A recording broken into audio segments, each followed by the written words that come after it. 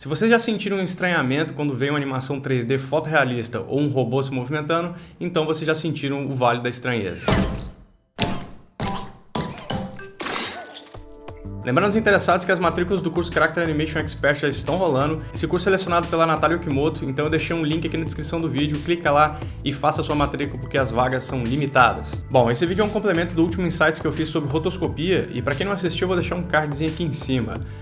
Mas é o seguinte, no vídeo sobre rotoscopia eu comentei que quando a rotoscopia é aplicada em animação, né, animação tradicional, ela pode gerar o Vale da Estranheza, né?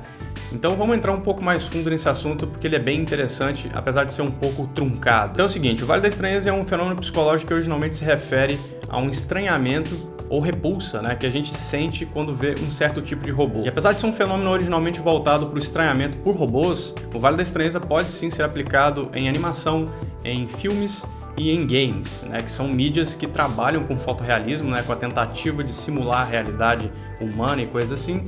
Então logo você pode gerar esse fenômeno nas pessoas. Mas vamos falar da teoria original porque ela diz que quando réplicas humanas se comportam de forma parecida, mas não idêntica a seres humanos, elas causam repulsa no observador que é humano. E essa expressão Vale da Estranheza foi criada por um professor de robótica japonês chamado Masahiro Mori. Esse cara diz que à medida que a aparência de um robô vai ficando cada vez mais humana, a resposta emocional de pessoas com relação a ele se torna positiva e empática, até dado ponto que ela de repente se torna repulsa total. E essa área de resposta repulsiva, né, por um robô que se movimenta e aparenta ser quase humano e praticamente humano, é o Vale da Estranheza, né? É como se fosse um gap entre as duas coisas, né? Entre o praticamente humano e o totalmente humano. E é interessante notar, galera, que esse fenômeno ele ocorre porque existe uma tentativa de simular pequenos padrões do comportamento humano em robôs, em animações, em filmes e em games. Então coisas como expressões faciais, né? A profundidade dos olhos, né? Como o cabelo se movimenta, como o nosso corpo se movimenta, qual o peso certo, né, do nosso balanço.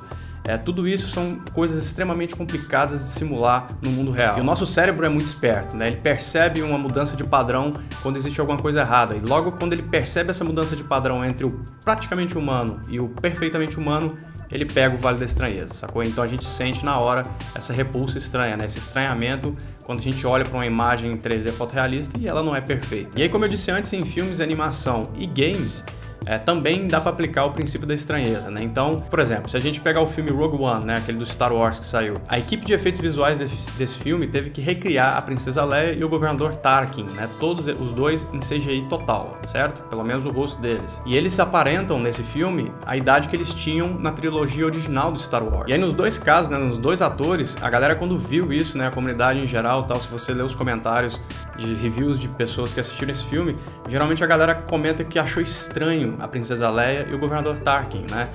Tinha alguma coisa errada ali, então é o praticamente humano. É muito próximo do real, mas não é real o suficiente. Então gera um estranhamento na pessoa sem ela nem saber por quê. Então nesse exemplo do Star Wars eles tentaram replicar os atores e acabaram não conseguindo de forma muito efetiva. E aí por outro lado, no filme Blade Runner 2049, os caras tiveram que fazer um processo semelhante a esse, né?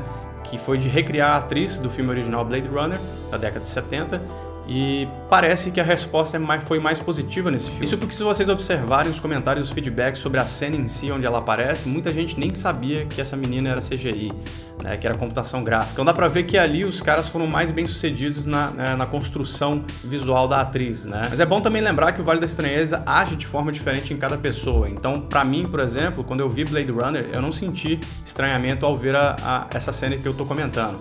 Mas quando eu vi Star Wars, eu senti.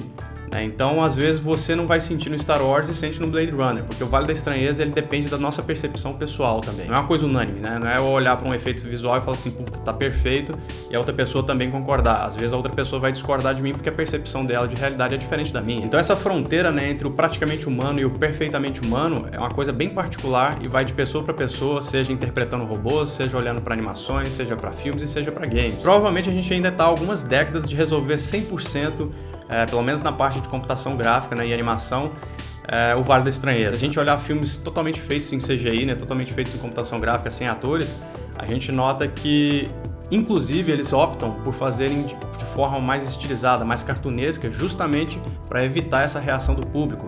Porque eles sabem que se eles tentar forçar um fotorrealismo, né, na animação, a probabilidade do público sentir um estranhamento é muito alta, né? Tem uma animação interessante que vocês podem reparar o Vale da Estranheza, é no Love, Death and Robots. É o episódio dos lobisomens, né? Se vocês observarem que lá tem cenas que parecem realmente um filme, mas tem cenas que causam estranhamento. Então, dependendo da luz da cena, dependendo do close-up da câmera e tal, você sente um estranhamento quando o ator aparece. Por mais perfeito que seja a pele do cara, o olho, não sei o que, ainda existe um estranhamento ali. Então a gente parece que ainda está um pouco distante de chegar num ponto onde a gente assista um filme com efeitos especiais e não sinta que aquele personagem está descolado da realidade. E aqui vai uma dica de livro para quem está interessado nesse assunto voltado para games e animação. É um livro chamado The Uncanny Valley in Games and Animation. É um livro em inglês, dá para você achar em PDF na internet. Ele é bem interessante porque ele explica como ele funciona e quais as técnicas que a galera usa hoje em dia para evitar que as animações causem estranheza nas pessoas. É isso aí, eu vou ficando por aqui. Não se esqueça que as matrículas do curso Character Animation Expert já estão rolando. O link está na descrição do vídeo, clica lá, faça sua matrícula porque as vagas são extremamente limitadas, beleza? Eu vou ficando por aqui, galera. A gente se fala no próximo Insights e não esqueça de deixar nos comentários o que vocês acham sobre esse assunto. Fui!